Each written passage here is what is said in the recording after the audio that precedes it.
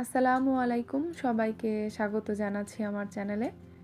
আজকে আমি আপনাদের সাথে শেয়ার করছি কাস্টার্ড বানের রেসিপি। কাস্টার্ড বান বানানো খুবই সহজ আর সেই সাথে খেতেও বেশ মজার। বিশেষ করে ছোটরা এটা বেশ পছন্দ করবে। সো গাইস, আর কথা না বাড়িয়ে চলুন দেখে নেওয়া যাক রেসিপিটি। তো প্রথমেই আমি বানের ডোটা রেডি করে নিচ্ছি। এর জন্য একটা বাটিতে নিলাম 1 কাপ কুসুম গরম দুধ, দিয়ে দিলাম হাফ চা চামচ লবণ আর 1 চা চামচ চিনি।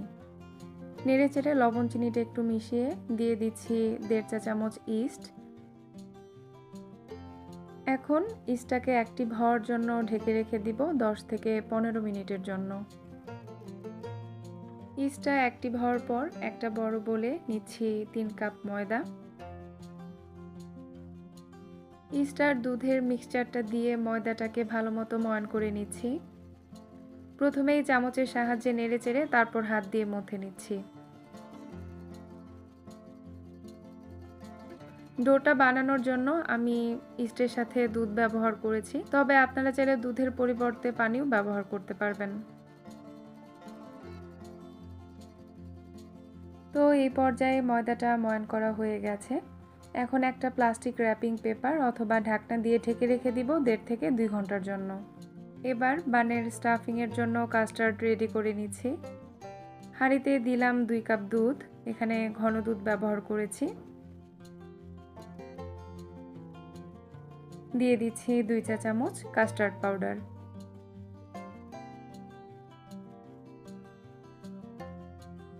চিনি দিয়ে দিলাম 3 চা চামচ। মিষ্টির পরিমাণটা আপনারা যে যার পছন্দ অনুযায়ী দিয়ে নেবেন। এবার চুলাটা মিডিয়াম টু লোর মাঝামাঝি রেখে এটা অনবরত নেড়ে যেতে হবে যতক্ষণ না পর্যন্ত কাস্টার্ডটা ঘন হয়।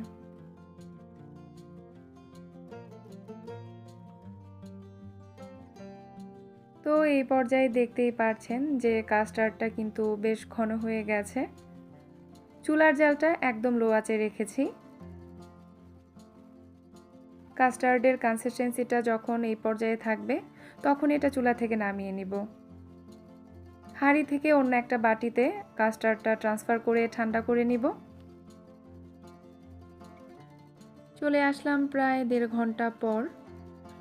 ডো থেকে লেচি কাটার আগে ডোটাকে আবারও একটু ময়ান করে নিচ্ছি। তো এবার টোটাল ডো থেকে 7টা লেচি কেটে নিলাম। ছোট একটা রুটি বানিয়ে নিব, আর রুটিটা কিন্তু বেশ মোটা হবে।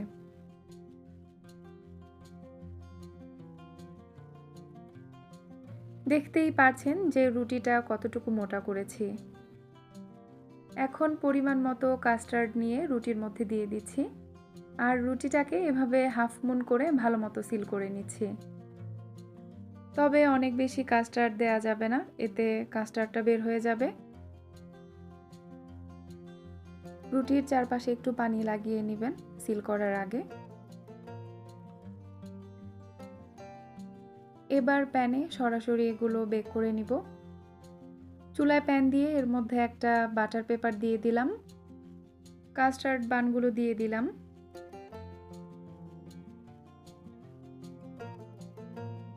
এই পর্যায়ে চুলাটা একদম লো ফ্লেমে রেখে এই কাস্টার্ড বানটাকে কুক করে নিতে হবে 10 থেকে 15 মিনিট।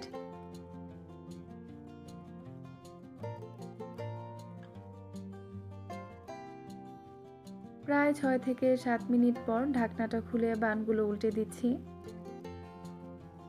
দেখতেই পাচ্ছেন এক পাশে কিন্তু হয়ে গেছে।